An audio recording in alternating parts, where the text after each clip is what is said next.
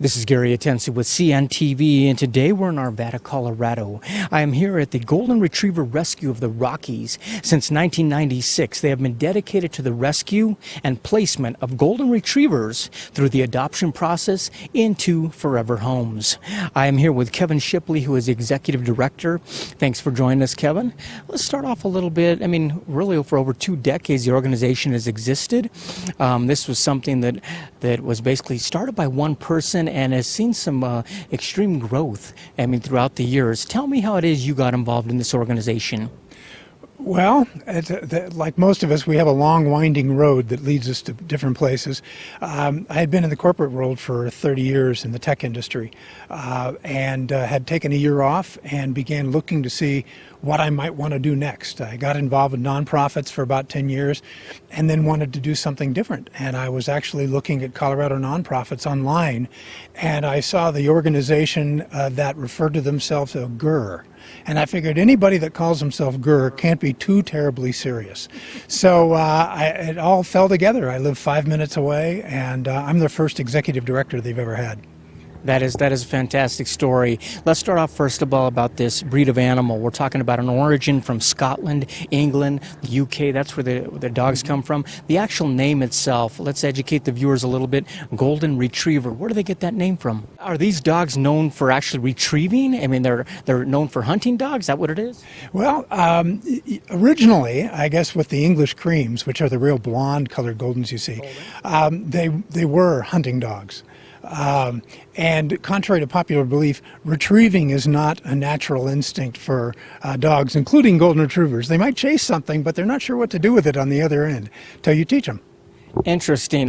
These basically, it's a breed that they say is pretty much easy to train, not only basic obedience, but advanced obedience.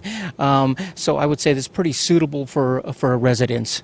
They're very, very good. They're smart, so they do train easily, including obedience training, boundary training, all those kinds of things. Obviously, they're a big dog, so you want to have a yard and you want to have exercise for the dog and all that kind of stuff. But they are very, very adaptable dogs. Very adaptable dogs, great for a home, yet we run into the challenge that at times these dogs are unwanted, they're surrendered, and that's where this organization comes into play. Why do you think those circumstances exist, and what type of things are you running into why people are having to relinquish? Well, about 70% of the dogs we get are owner surrenders. And those are for a wide variety of circumstances.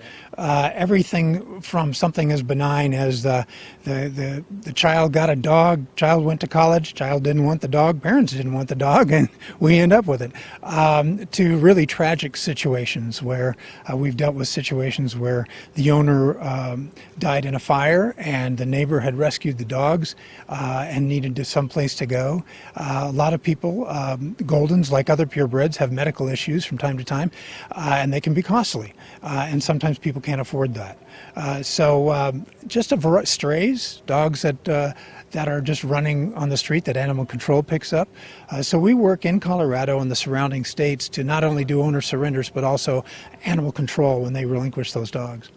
Excellent. Basically, why you've been so successful for 2 decades here is the fact that the real goal is handpicking a proper environment to put these dogs in, making sure you go through an application process and make sure that it's a good fit, if you will. Is that really the kind of the secret to the success here? Absolutely. We have a very, very low return rate of dogs, and part of that is because we're very, for lack of a better term, meticulous about our adoption process. You might think it's overboard if you go to look at our adoption process, read it, and look at the application, but we are really representing the dog. They've already had a tragic situation. So it may be semantics, but our objective is to make the dog happy, not the person happy. Because if the dog is happy, the people will be happy. Absolutely. But not necessarily the other way around. So we're very careful about placing dogs that we don't have a history of. We don't place with small children, for example. People have to have a fenced yard. Older dogs need a residence that doesn't have stairs because they may have hip issues and can't go up and down stairs. So we try to really think through the whole process before we place that dog in a forever home. So this isn't a first come, first serve. This is more a whatever suits best, especially because you're talking about each one of the dogs is unique in its own way. They came to you in a unique condition, and really it's your job. You're kind of matchmakers almost, if you will. We are very much matchmakers. We have two employees, myself and then Mary Kenton, who's our caretaker who lives on the property here. And Mary is I refer to as the dog whisperer. She is the one that really goes through all the apps, looks at the dogs, tries to make the best match possible. It is definitely not first come, first serve. It is really the best match for the dog. We get about 20 to 1 applications per dog that we get in. We've placed over 4,000 dogs since we started, and about 300 a year. That is fantastic. Let me ask you, let's walk through the process a little bit. We've got a dog out there for whatever reason, someone has to relinquish them. What happens here on the front end before they even are available? I mean, are there medical requirements, general checkups? What takes place there? Well, we try to get as much information as possible from the person who is either relinquishing it or animal control, or if a shelter picked up the dog and called us or whatever. But that information is not always available. But like, for example, just this morning, we have somebody on Facebook that wanted to relinquish a dog for a very, very difficult situation. They love the dog. So now we're trying to work through the logistics of transporting the dog from where it's located to us. Once they get here and their little paws touch the ground, they get groomed right away, and they get a full medical checkup.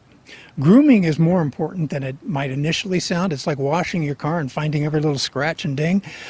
It's very much with the dog. We wash the dog. We find out about ticks, about fleas, about wounds, about cysts or tumors, and all those sort of things. So it's an important part of the whole process. And then once that happens, and the medical check is done, we have a chance to really observe the dog over a period of time to pick up any behavioral traits or any other medical maladies that might be occurring. Interesting. What I really love about this nonprofit is there are quite a few ways for people to get involved. I mean, there's, like yourself, you were looking to get involved, but let's say somebody out there who maybe can't handle a dog or want a dog full time, they can be a foster home. Tell me about the program and what takes place there. Sure. We have a volunteer application on our website that goes through a number of different responsibilities that people can get involved with. Our largest team is the VIP team, which is Volunteer Interaction Program. That has about 150 people involved, probably 80 very active, and those are the people that come out and help socialize the dogs. Some have a rigid schedule. They're in town and they do it Tuesday morning, and that's that. Other people travel and they do it when they can, but they go through an orientation, so they learn a little bit more about rescue dogs and how the handling of rescue dogs. Sure. But our dogs get on average about 3 walks a day, which is more than my own dogs get. And the grooming and the touching and the everything, it really goes into re-socializing these dogs who may be, odd to say, emotionally wounded, having come in here through traumas.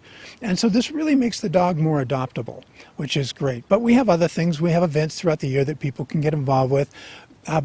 Because we're very fortunate to have the facility that we have, we don't have as much need for foster care as some organizations. So it's rare, but occasionally we will get a large influx of dogs coming in, and we'll need to rely on that. A beautiful facility you have here. I want to make it known to the public that you guys are open by appointment. I mean, this is a place where you come in and drop off that type of thing and set up something that way.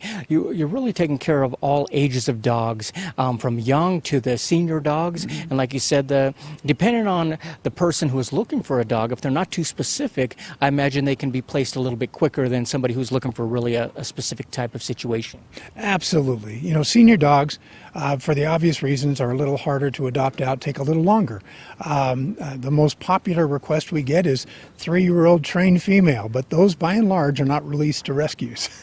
So, but I get the reason. But we do have a lot of dogs that we get in that are under 6 years old, under 5 years old, and they go through the same process. They do go out much, much quicker. And then the senior dogs, we're very careful with placing those in just the right homes, but they are wonderful for people that are looking for a companion dog.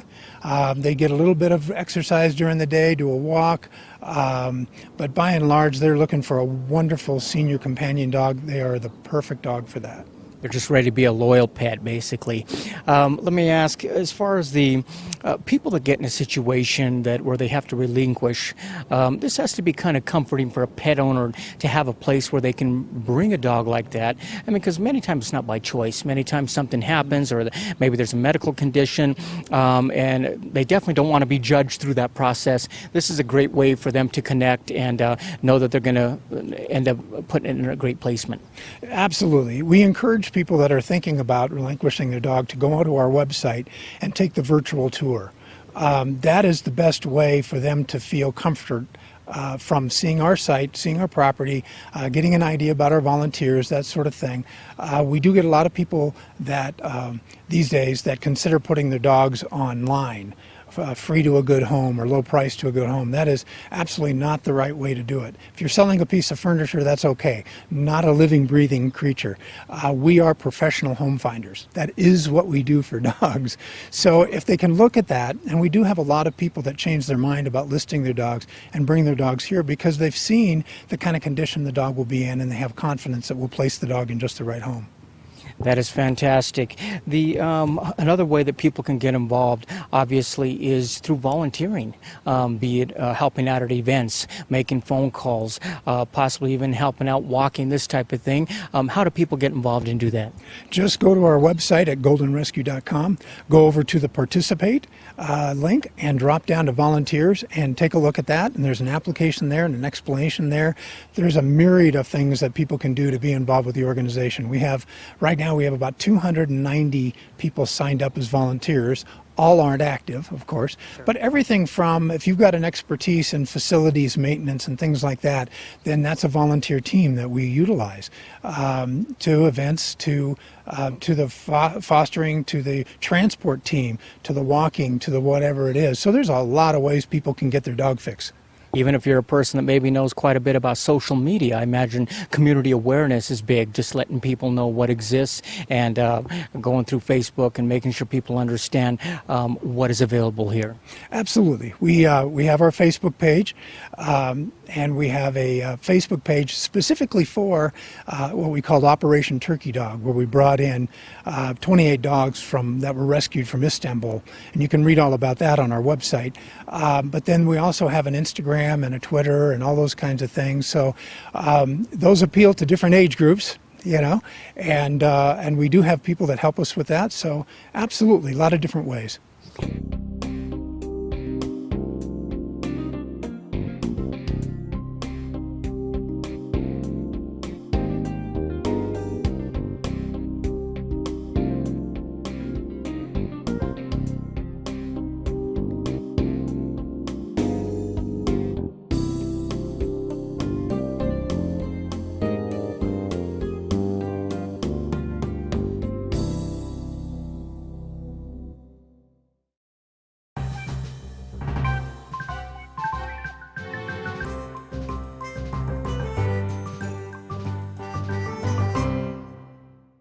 Hello Town Auto, our friendly staff awake you and know you need to trust who you allow under your hood. Let our ASE certified mechanics service your automobile with the latest in technological equipment.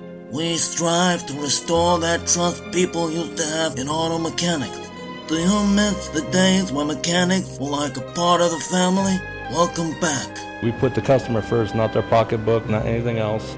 At Old Town Auto.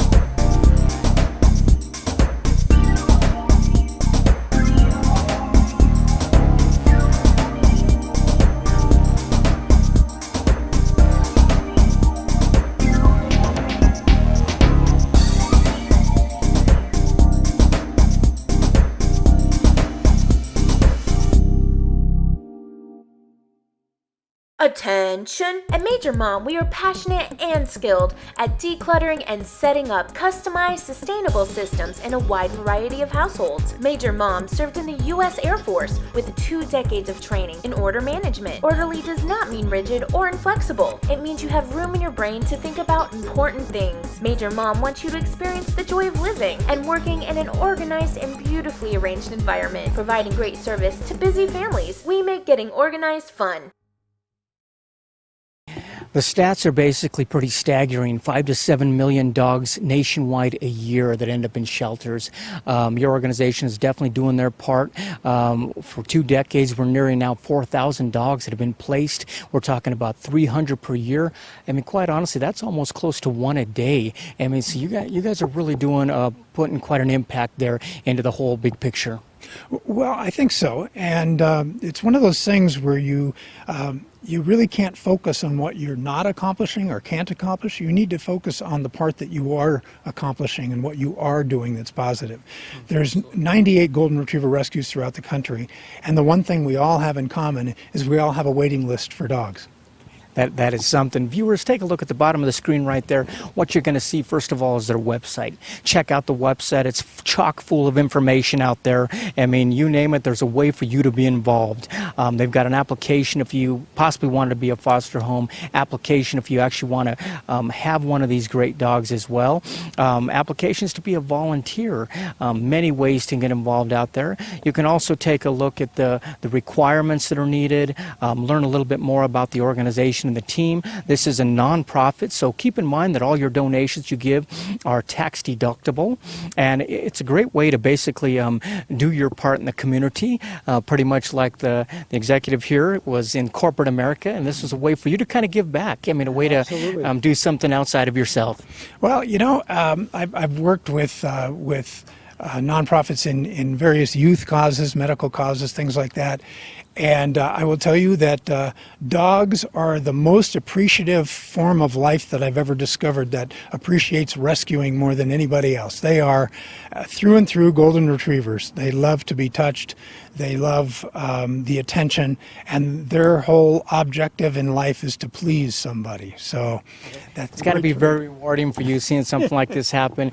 I mean, quite honestly, you've helped thousands of dogs here locally and in the neighboring states. You've actually even had dogs that are flown in from another country here recently. Tell me about that program. Yeah, we got involved in what we call Operation Turkey Dog Colorado. We have been observing a phenomena that had started about 1.5 years ago with a golden rescue out of Atlanta. And Istanbul has a horrid dog population. There's about 50,000, they estimate, stray dogs in and around the city, in the forests, in the streets, in the shelters. The shelters are packed full. The largest shelter over there has 4,000 dogs, and they keep about 20 dogs per pen.